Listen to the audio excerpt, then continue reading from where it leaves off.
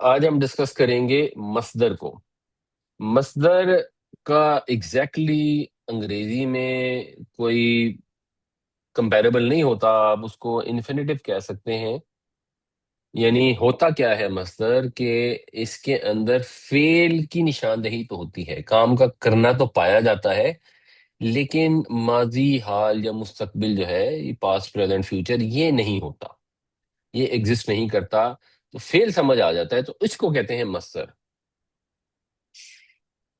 جیسے علیمہ کا مطلب ہے اس نے جانا. اب یہ علیمہ اس نے جانا یعنی اس نے ماضی میں کسی چیز کا علم حاصل کیا، تو یہ اس میں ماضی کا زمانہ پایا جاتا ہے. لیکن علم جو ہے اس میں کوئی زمانہ نہیں ہے.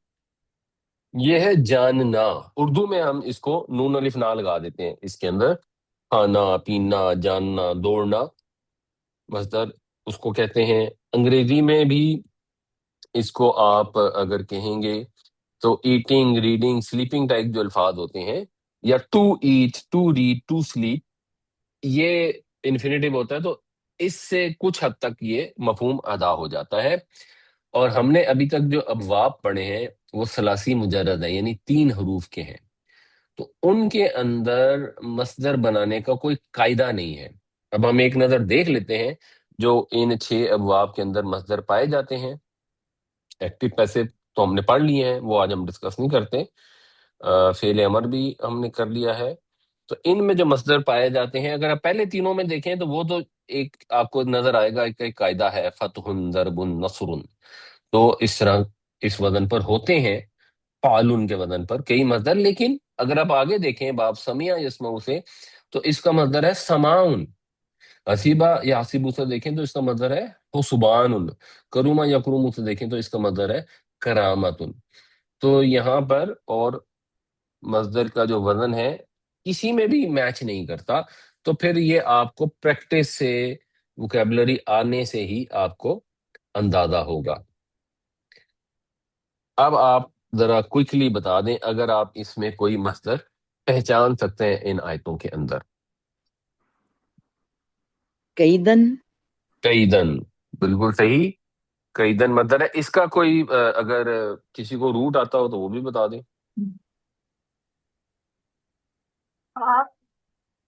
قاف، عاقد. نہیں، کاف یا دال، بالکل صحیح. ایک مصدر اور بھی ہے اس آیت کے اندر اگر کوئی جانتا ہو تو.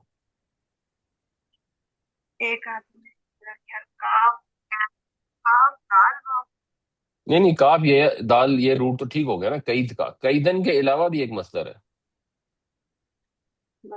عاقد.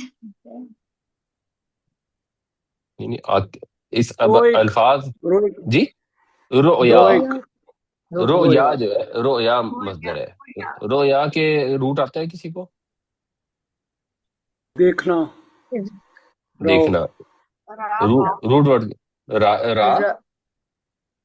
الف را الف یہ، رے الف یہ ہے. را الف یا رے الف یہ. ٹھیک ہے جی. اس میں بتائیے کو مصدر ہے.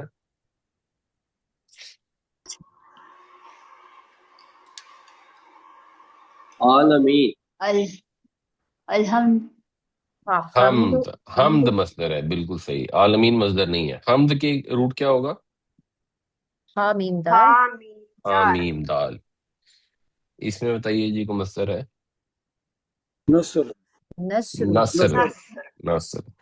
اور نصر کا ظاہر ہے ہمیں روٹ آتا ہی ہے، نون صاد را. ٹھیک ہے. اس کے علاوہ تو نہیں کوئی؟ فتح ہے. فتح، فتح. فتح بھی اس کے اندر مصدر ہے، بالکل صحیح. فاتحہ. اس میں بتائیے کو مصدر ہے. آخر. نہیں، آخر مصدر نہیں ہے. نہیں. نہیں، آخر مصدر نہیں. آخر افعال التفضیل ہے. سلب. ادائی. یسلب تو فعل ہے.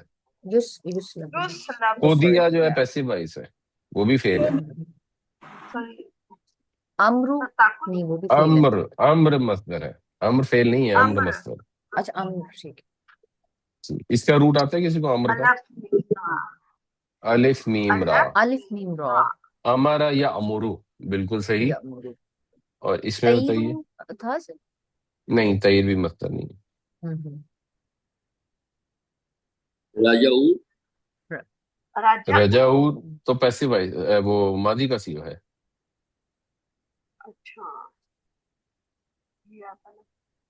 منیا کیلو قیل کئیلو ہے، الکیل اور کئیلو کا روٹ آتا ہے کسی کو؟ کیل کا روٹ ہے کافی سر قیل کا مطلب کیا ہے؟